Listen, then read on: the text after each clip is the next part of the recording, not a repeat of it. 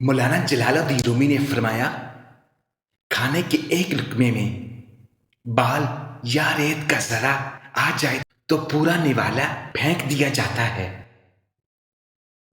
تو پھر تمہاری روح کیسے آلودہ خزاں برداشت کر سکتی ہے؟ تمہاری غلطیاں بھی تمہیں سچائی تک لے جا سکتی ہیں۔ حضرت جبرائیل علیہ السلام کی طاقت خوراک کی وجہ سے نہیں بلکہ اللہ تعالیٰ کے خوف کی وجہ سے ہے۔